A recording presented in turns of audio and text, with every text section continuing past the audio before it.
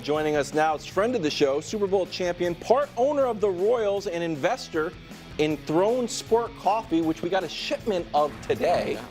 Is Patrick Mahomes. Patrick, I want to ask you about Throne Coffee, which I will be taste testing live on air while Patrick describes his investment. Go ahead, Patrick. Thanks for joining us.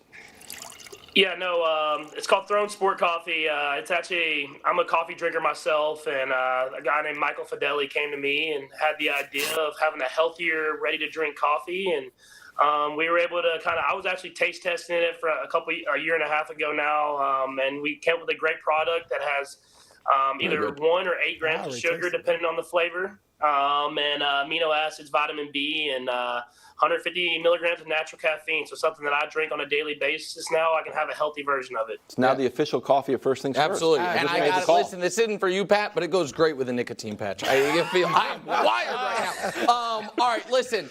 I really wanted to talk to you about the Royals and the Mavs. They said I have to ask a football question, so I'll ask a couple. I asked people on Twitter if they could guess your favorite play of your career. Super Bowls don't count. Is there one play that stands out to you as like the coolest or your favorite moment? Yeah, I always say the 4th and 7 versus the Ravens in my first year starting. I think it was 2018.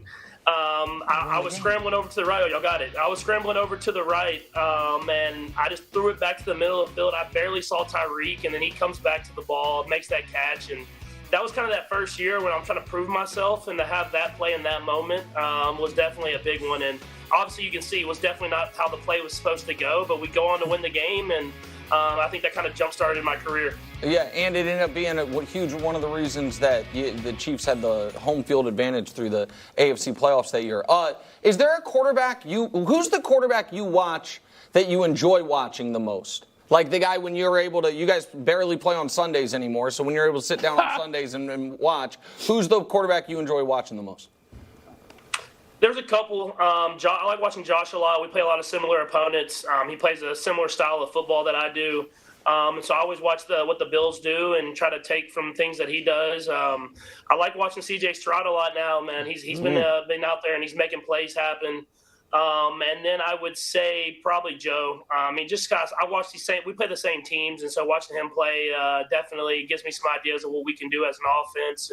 But the thing about the NFL now, man, there's a lot of great quarterbacks, and so I'm kind of the old guy now, and I have to kind of hold that title as the old guy. But I try to continue to do whatever I can to be the best that I can be. All right, so I told you this a couple years ago. Once upon a time, I was, probably Kansas City's favorite son. You took it from me. Then, once upon a time, I was one of the only national folks that was, into the Dallas Mavericks. And Luka, you took that from me as well. So congrats on that. But do you right now, Wilds won't give an NBA Finals pick. Okay. I assume you will. Do you think your Mavs and Luka can finish it off, and how do you see this playing out? It's going to be a great series, this series right here, because Anthony Edwards has been dominant. That team is a great team, played great defense, and it's going to be a hard series. But I think the Mavs have what it takes. Kyrie's been playing great ball. Derrick Jones Jr. has been playing great defense. P.J. Washington playing defense and offense. They did a lot of great things at the trade deadline. I remember seeing it. I went to a Nuggets game. They played the Nuggets early after the trade deadline, and you could see the athleticism that they had kind of brought in. And I think if Luka plays the way that Luka can play and Kyrie plays like Kyrie, they got as good a chance of anybody of winning it all. Patrick, we had, speaking of basketball, we had your dad, Patrick Sr., on my radio show, The Odd Couple, and he told us your best sport was probably basketball in high school. We know you played all 3 sports. He said your best was probably basketball. First of all, is that true, number one? And secondly, there's been this whole debate about could NFL players play in the NBA and vice versa. If you stopped playing football and gave yourself a year to get ready, do you think you could play in the NBA? No, I don't think I could play in the NBA now. I think if I tried to continue to play basketball when I was young, this is my sophomore year of high school right here. I was this tall when I was in 8th grade, so I thought I was gonna be a basketball player. Y'all see my brother. My brother's 6'6". I'm the smallest one in my family, so I played point guard. I could shoot. I could pass. And so my dad was a really good basketball player. I thought that was going to be my dream. But once I stopped growing, I knew I had to probably focus on baseball or football, and I ended up choosing football in the end, and it worked out pretty all right. Oh, that's nice. Okay, so is there a comp to what your game was like? Like in the NBA now, current player or former player, who was your game like when you were at your best in basketball? I would say, my favorite player growing up was Carmelo. So I used to shoot mid ranges and pass and do stuff like that. But now I feel like I play a lot similar to Luka, man. I'm not as skilled offensively as he is, and all the stuff he can do. But as far as being able to pass the ball, be able to score, kind of using my size. That's how I was in high school. Obviously, I don't know if you can use your size like I used to do in high school at 6'3". So that's why I'm playing football now. Just to get back to football and some unfinished business that we have and promises that you made on this show, Patrick, felt like this season trust was one of the fundamental characteristics of the Super Bowl winning team, right? The drop rate was high for the wide receivers, but you always had trust in them. They always had trust in you. Maybe you didn't have to take so many risks on a third down or whatever because you knew you trusted the defense and you'd get the ball back. Well, last time you were on the show, I said, hey, Patrick, is the behind-the-back pass on the horizon? And I trusted you because you said, yeah, don't give up on it. And it's been 21 games, and we still haven't seen it. So is that something that we're just untrustful, or did you lie to me, or what happened there? I think it was we didn't play as well offensively enough for me to pull the behind-the-back pass off this last year, but it's no one else's fault than myself because Coach Reed wants me to throw it behind the back more than anyone in the world, and so he deliberately puts in plays that I have the opportunity to throw the ball behind the back. So it's not a coaching thing. It's me not having that confidence to do it in the game, but. One of these games, man, we got to do it right now.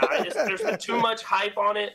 We got to do it, and hopefully it's to Travis because I feel like he's the best at judging that behind-the-back pass. Love it. All right, this year it will happen. Absolutely. All right, great answer. Stick around right now because you're in luck. You get to be part of the best segment in all of sports. What a thrill. It's NBA Tiers. So here's what happened. Last night, a secretive committee of savants, analysts, and fans who are demanding we put more Royals highlights into the show, even though I put in 3 this week. Fought and toiled and burned the midnight oil to deliver the best segment in all of sports. It's an honor and a privilege. It's a special Mahomes edition of NBA Tiers. Indeed it is, Patrick. There's only 4 teams left, so it'll be quick tiers, and they have a football slant to them. So, bottom of the tiers. The 2019 Titans tier. That's the Indiana Pacers. So, hell of an accomplishment. You surprised people. You made a Final Four. You're a little over-reliant on one player, whether it's Halliburton or Derrick Henry. Some defensive weaknesses might be exploited in the conference championship round, but it's a great season either way. Next tier, the 2022 Eagles tier.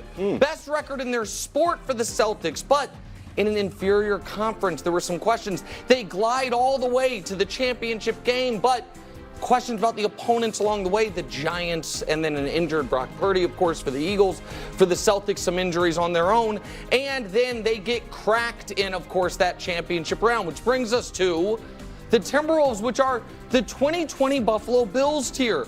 An ascent out of nowhere. New potential face of the league, we heard. And Josh Allen. Their major trade pays dividends for them. Rudy Gobert, Stephon Diggs. And we assume it will be one of the first of many Final Fours. For the Bills, that is yet to occur, but we thought it would at the time. For the Timberwolves, we'll see. And then atop the tiers, Patrick, the 2023 Chiefs team, a team that once upon a time was all offense, all of a sudden starts leaning on its defense. There's a middling regular season. People aren't sure if they can really believe, but massive contributions by young players and an ascendant superstar who doesn't mind a post-game beer or maybe a post-game hookah, depending on who we're talking about, and sporting the dad bod is almost taunting the opponent. They're atop the tiers. That is the latest edition of Nick's Tiers. Patrick, your thoughts on it?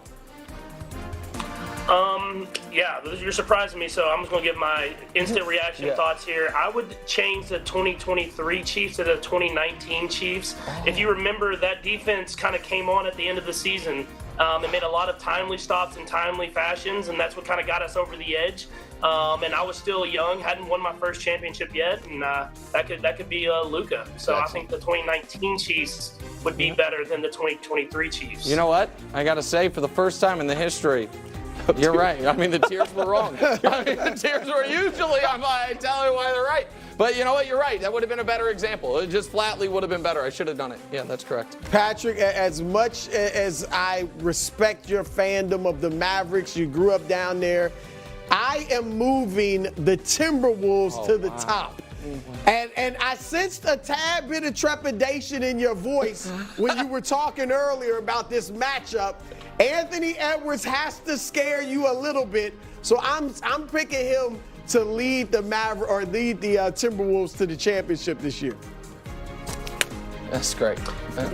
No, I would say there's no doubt that Anthony Edwards does scare me. It does scare me a lot, as well as that team. But like you said, though, man, I think Luka getting a few days off, getting a little healthier, and being more like the Luka we saw in the playoffs in the past, I think that can get us over the top. As a Mavs fan, I am. Loan out Rick and the training staff that got your ankle right to work on Luka's knee. Hoist that Larry O'Brien. It's all we need. Yeah, pretty good. Yeah, pretty good. Patrick, quickly, can you give us a prediction for tonight, Game 1, Wolves-Mavs?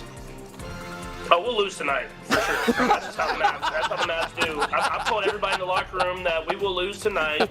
But when I come back after Memorial Day, the Mavs will be up 2-1, and then we can talk about a series. Awesome. Wow. Thank you, Patrick. Thank you very much. Thank you, man. More first things first after the break.